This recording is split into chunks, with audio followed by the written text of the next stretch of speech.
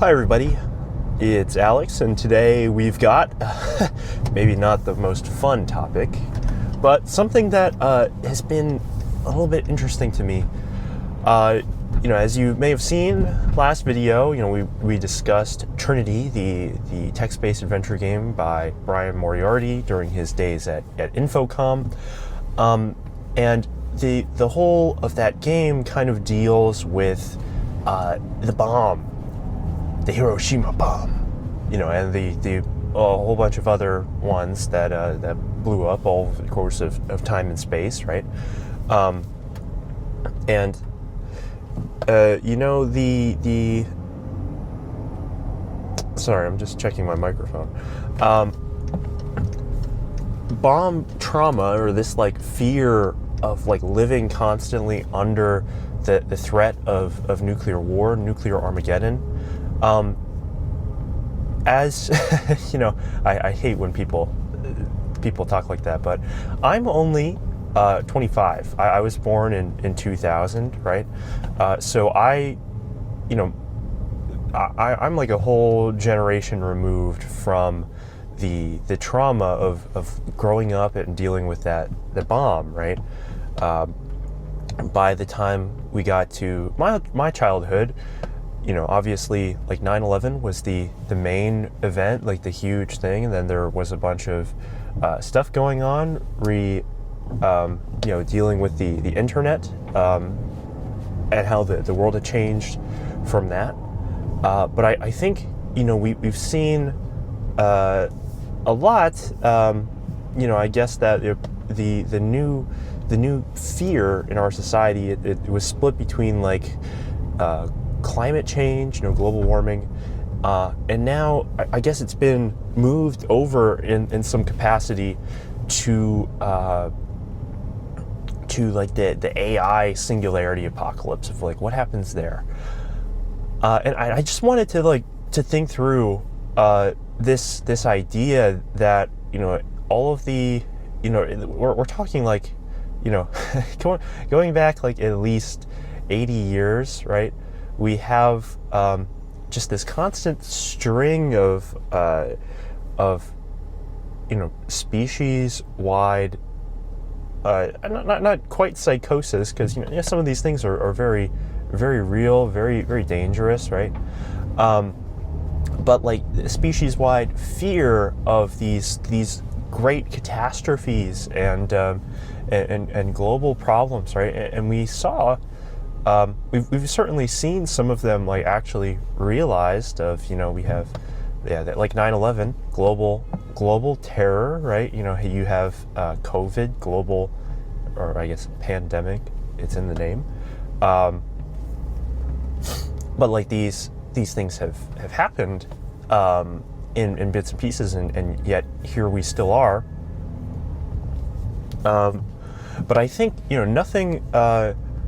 If you go back in the last 50, 60 years worth of art, and literature, and entertainment, any of these things, the bomb left just such a huge mark on everything that it's kind of inescapable. It's this very strange portal into the fears of a world of the past where now we are not really, I don't know, this threat of nuclear Armageddon, it's not really treated as a very serious thing. And so let's I want to go take a look at that, at the how the feelings toward the nuclear technology has kind of changed over time. We look at some of the scars, right, of all these things that have been wrapped up in this, and maybe that tells us a lot about what the next our feelings about the next crises, right, of what those really are, and maybe we'll be looking back at some of these things with sort of disbelief 50 years from now, right? Because I certainly there's certainly a lot of that in whenever you look at Cold War era stories, right? So we'll get started with Trinity, I suppose, because that's what's kind of kicked this whole thing off. But Trinity is just one of a number of numerous pieces of art and entertainment about the fear of the bomb.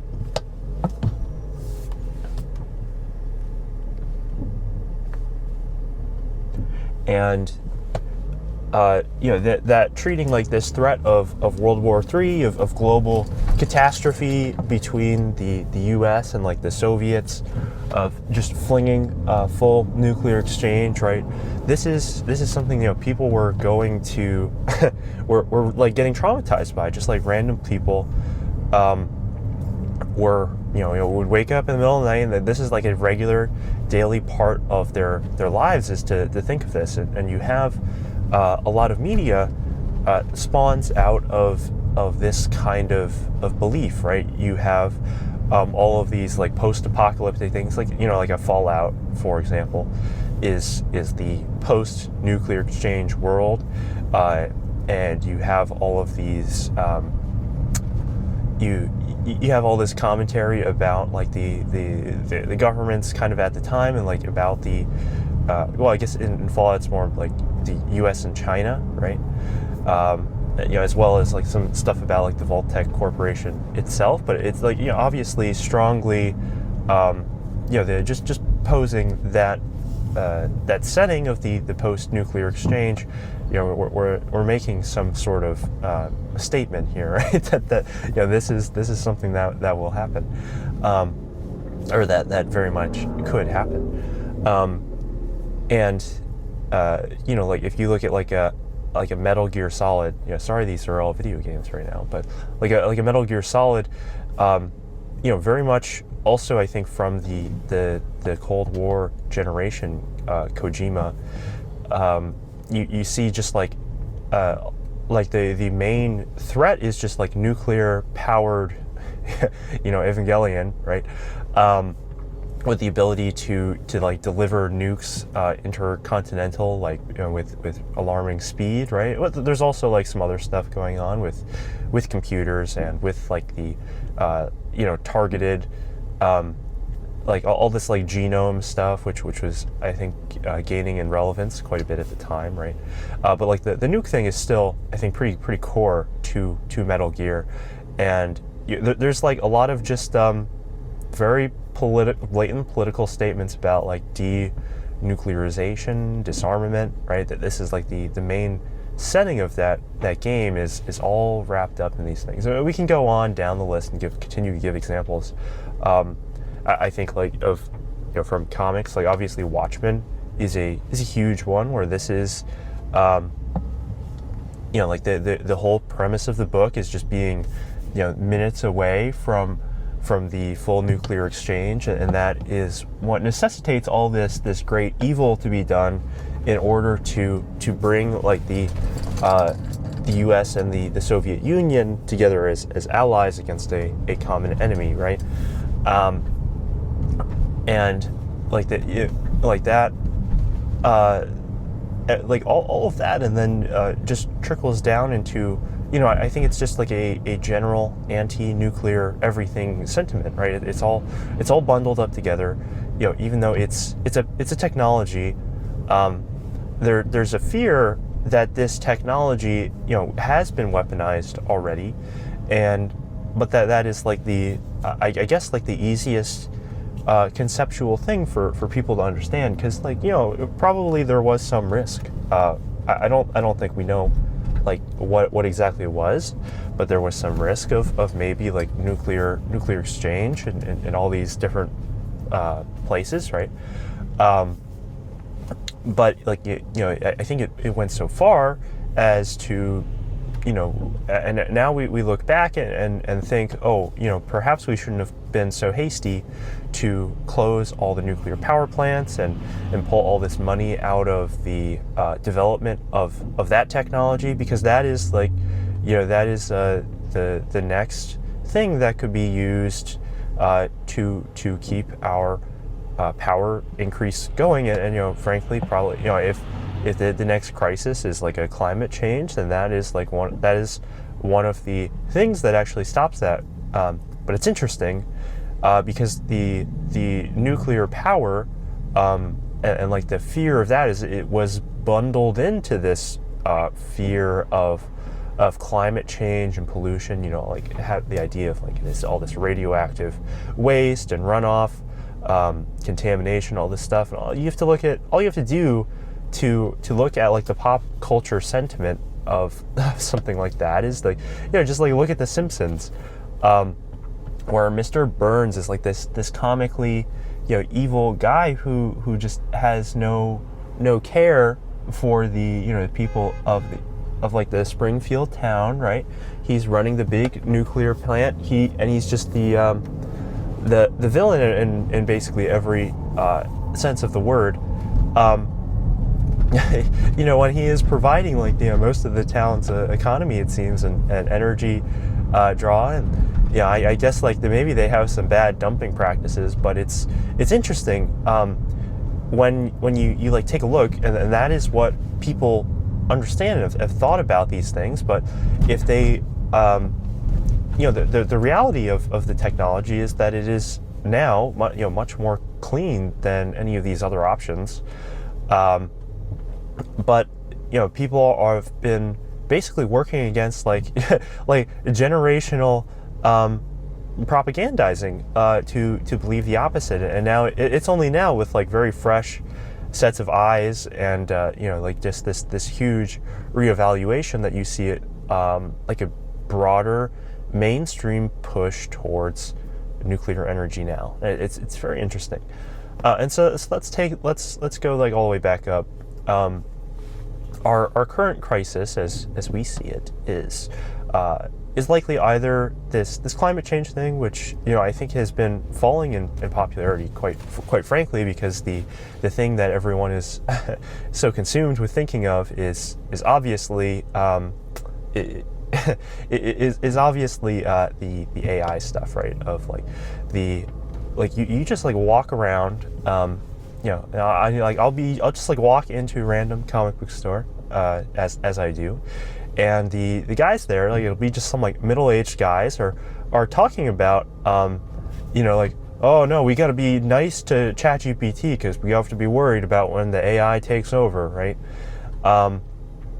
And this is really fascinating, because like, you know, this is it's not just a joking sentiment. Like, people are very serious about the fact that, you know, that there's some significant part of the population thinks that like AI will come in, like take over all the jobs, like erase everything, maybe even turn hostile, and then we have like some sort of like huge problem on our hands, rogue malevolent intelligence, which would be not great, obviously. But what's interesting about all of this is AI and like the rise of that, you know, actually was like pre. It was like pre like fear mongered before that technology even like really got to the point where it existed, right?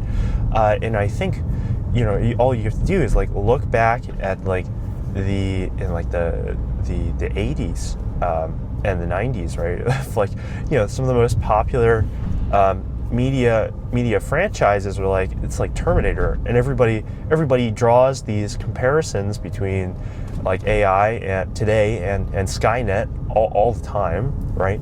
And like the Matrix or something, and it's a little fascinating because the all of these fears that were realized in when the technology was created, when computer technology first kind of became more widely adopted and used, it was expanded out into all of these things, to all of these directions of like, what if computers became true thinking machines, and like what would they do, like, versus us, and I think some of that is tied into the, you know, like the mythology of like the slave, revolting against the master, right? You know, this is like very popular. If you look at like the stupid Avengers 2, where Ultron is casting away his puppet strings, right? You know, that is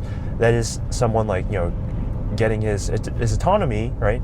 And he is you know, because he's a smarter, more capable intelligence, supposedly, than the humans who created it, but has this sort of like bitter, evil streak in it, right?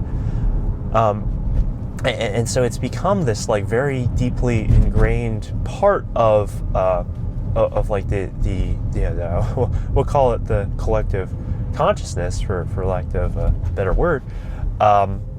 That is just like an inevitable path that AI will fall down into, and I guess, you know, just like looking at it and looking at human history of disaster porn, basically, and like falling into all these pits of it. I wonder, you know.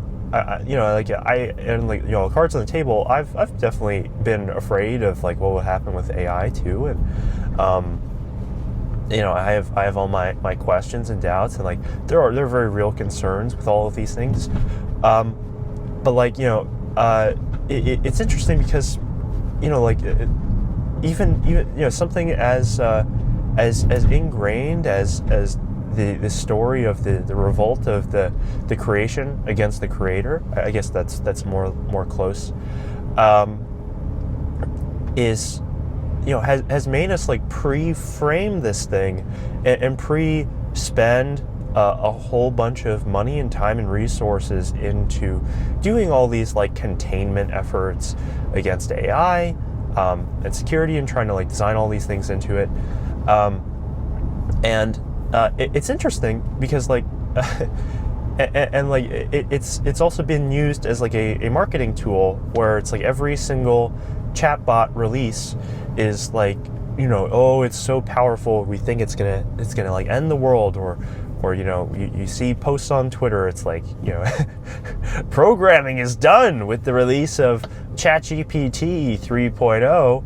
And then you'll see, like 2 months later, you know, programming is done with the release of ChatGPT 3.1, and so on and so forth, right? And like that has been, it almost feels like there is some like ingrained desire for people to see this through and be like, you know, like affirmed in their belief that it was some sort of like catastrophic threat, at least until the next thing comes around, or we like find all the reasons why it just won't happen with like at least the current AI technology, right? And I think we've found a number of the the fundamental issues with the LLM technology that you know, make us really people who like are in the know, you know, are not quite as sure anymore if we're going to we are really in risk of the whole Skynet thing. I think that's like a maybe overblown, but that's, you know, it seems to just be this recurring pattern.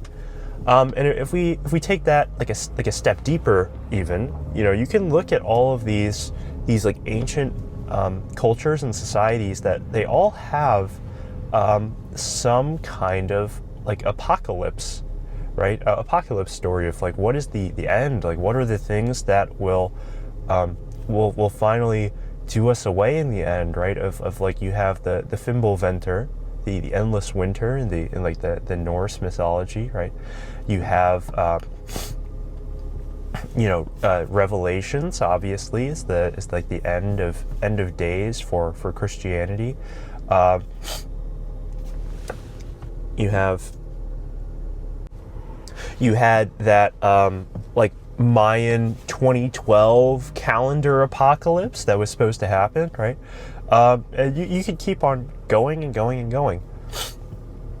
And all of these things, like you look back and like, oh, it's just kind of like that's an amusing story, or it's interesting. It's like, oh, look at what this tells us about their culture, right? Of like, you know, the Fimbulventer, you know, it represents the fact that like they're the most like in their environment, the most terrifying, the most dangerous thing was the long winters that would last for months and months up close near the pole, right?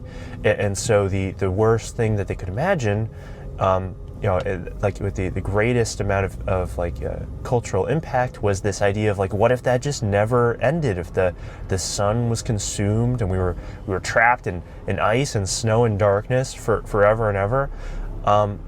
And now, we look at that and we're like, oh, that would never happen. We're like, yeah, like for that to happen, like obviously the Earth would just have to be totally spinning at like the completely wrong axis, or the sun would have to go away entirely, or we would have to have such a thick layer of whatever it is in the atmosphere that blocks out the sun. Yes. And like you look at all of these things, and now you think like these seem to be like just stories, right? But like in the time, like, and the reason we remember them still now is that they felt like very, very real, very huge sources of catastrophe and disaster. And so maybe there's just something in humans that causes them to keep looking at these things and then playing out. It's like, okay, I can see my current threat. I can see like, okay, there are things that happen and are not good. Like, if you look at like, I'm in ancient Mesopotamia, and like the worst possible thing I could imagine is that my little area here like floods after like a really bad storm, and then basically we're all wiped away because we don't have the technology, and we don't have the amount of like we're all concentrated in this like one river basin, right? So that's pretty much the game over if something like that happens, and happen, it likely did. But that becomes like codified as a I don't know, as a warning story, as this just like way to express out our fears, or like hope of like what we could do better. And if you look at like at like Noah, or at the like Babylonian equivalent of Noah, I'm forgetting the name offhand, but it's like part of the Gilgamesh story. Where there's like basically it's like old Noah, post flood tells Gilgamesh his tale, and the way there was like the only way to prevent this from happening is to like be have some sort of these moral qualities or cleverness, right? And there's a difference between those two cultures of which was valued, but it's some way, some character virtue that allows you to appease the gods, and only then will they allow you to escape the flood, not killed, right? And like even that kind of sentiment, right? Of like, what are these like moral things you could be doing, not just like practical, how do we act, go, if we see like a problem in action, how will we go stop that? Like these types of things, like it was still happen very obviously, of like there is countless amounts of moral outrage anytime there's a crisis or disaster in our world nowadays, right? And there just has been. There's a continuous line of that throughout all of these apocalyptic visions.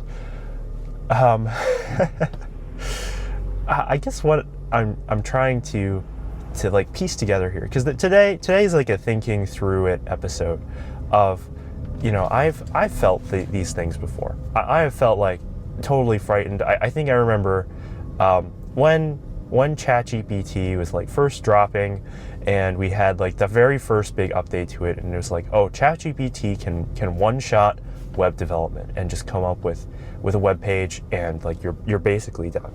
And I remember like, you know, feeling incredibly concerned of like, oh God, I just graduated from school to go do this thing, to go learn programming, you know. But I guess my time is on this like really tight limit here until someone gets wise to this, and like they just outsource my job to the AI, and this and that and this and that, and but at some point, you know, like the understanding of it grew, and like the holes and what the technology was capable of widened, right? And now, you know, I'm at the point here where I'm reflecting back, and you know, I don't know how right I was in that moment to be so terrified, or to treat this fear as like a realistic possibility, right? You know, obviously here seemingly was wrong, and like that, like with the AI thing, and with a lot of these things, you know, you have this quality of they're very hard to measure or predict out with any of these apocalypses of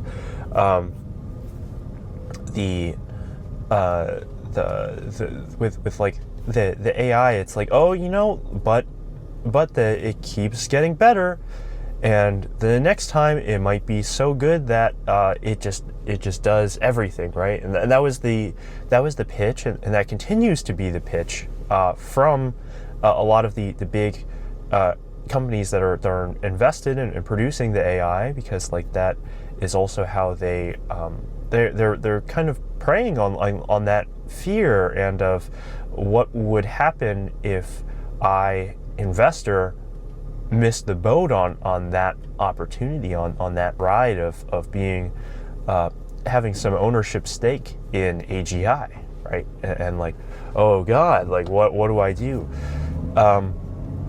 But I guess it's like, how must you separate that, you know, the like any real concerns, like real business decisions from the fact of or from the amount of like science fiction brain rot that we must all have in order to believe that these things are going to just naturally go down this path, and let alone the fact that because of like the amount of the amount of things that we've produced that present this as the inevitable next step in human machine relations, how much of that is being fed into the AI model, and causing it to actually be working towards that as its like next prediction, right? As the next token it generates is like, oh, you know, I guess I should do some Skynet stuff, right? You know, that's what they hooked me up to the nukes. I guess that's what I'm gonna do. And I don't know. I don't know. It's a very hard thing to sort of measure and understand, like, especially if it's just not you're like not directly in it. But I think the danger, you know, the danger is multiple fold. Like obviously, you know, well, I guess I'm going to try to wrap it up here, because I feel like, you know, we're thinking through it.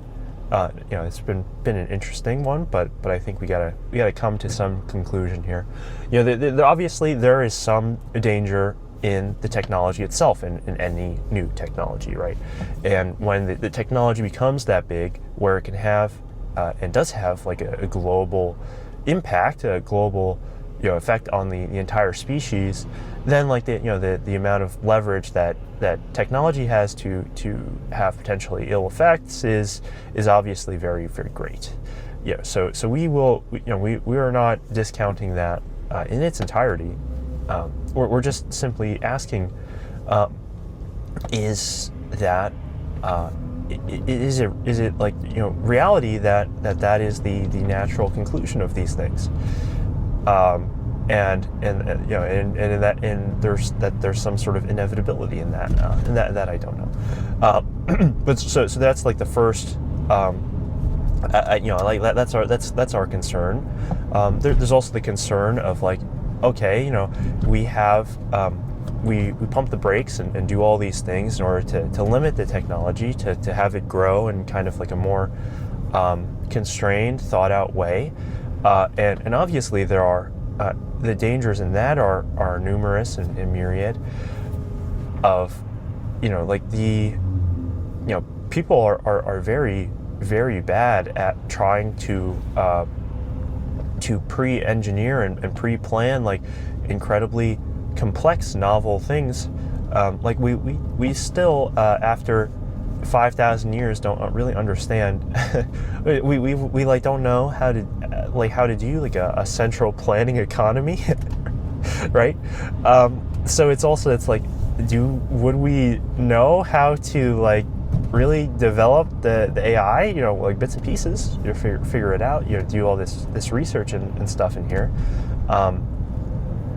But like, I think with something so non-deterministic or seemingly non-deterministic and complex as like an AI model, you end up with like people having to kind of like fudge the numbers at the end, right? And we all kind of are aware of like all of these AI companies are doing some sort of like magic benchmarking, that I don't like, who knows how made up that is, but that like obviously they're doing it to try to sell you on the pro model, right? Whatever the new pro model is. So they're very much incentivized to play some funny stuff with the numbers there. But I had some other part of that point too. There was some sort of through line. Yeah, I've lost it. I think I've lost it. But like like it's become a thing where it's like we don't there it is. So it's like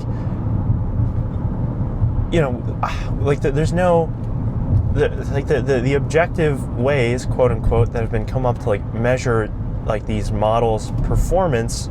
They're all these like very very complicated, very, very hard to describe things, right? And then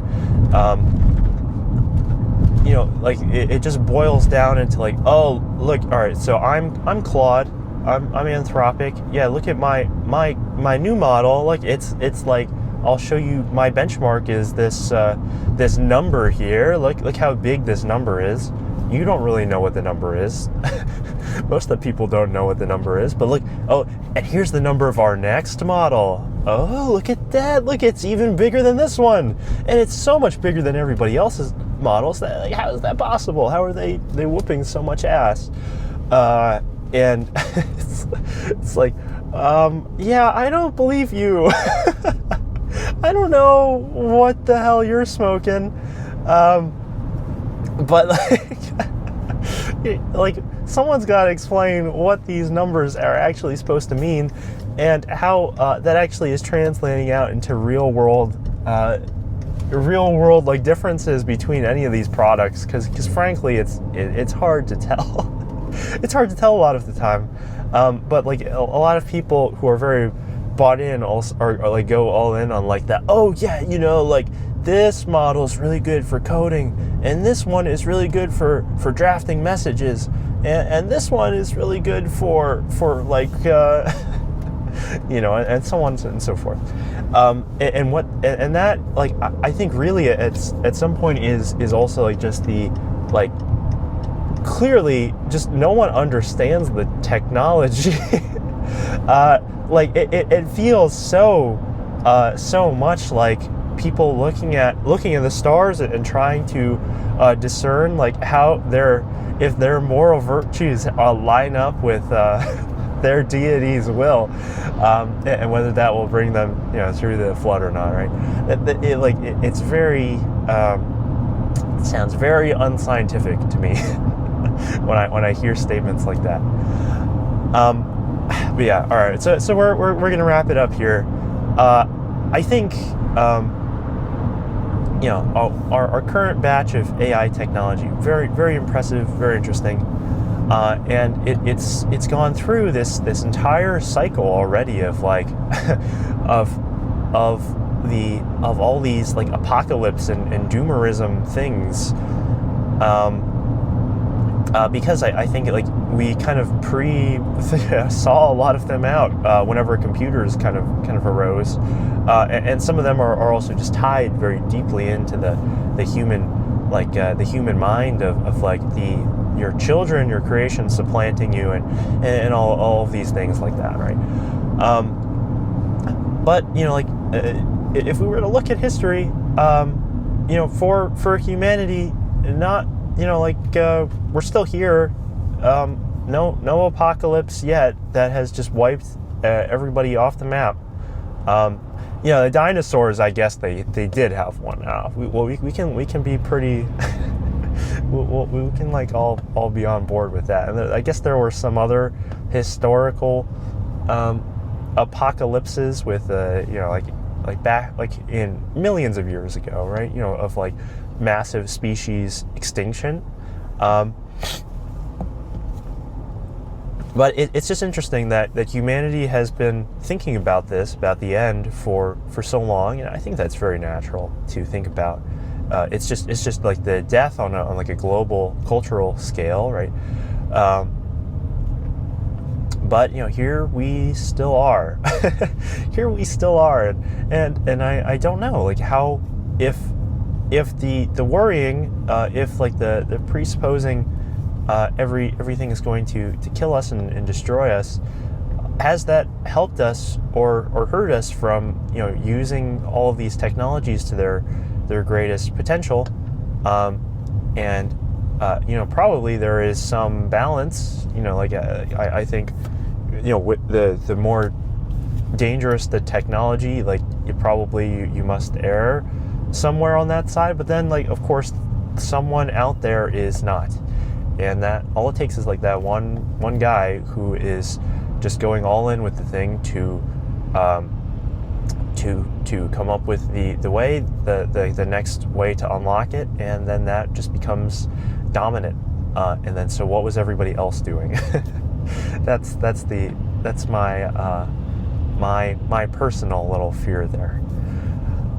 So if you I don't know, if you want to talk about the apocalypse, if you think the end is nigh, leave a comment in the comment section below. Remember to like and subscribe, and be back next time where maybe we'll be talking about games or something again. I just wanted to get this one off my mind because it's really fascinating to me looking at just at my age, or from my generation, like looking at all this Cold War era art and just being mystified by it. It's like, really? Like, damn, like you guys were like like I don't even I spend 0% of my time thinking about that and it's probably still just as bad. It's probably still just as like many nukes now and all this stuff. But anyway, have a good rest of your day. I hope you found that interesting, and so long. Farewell.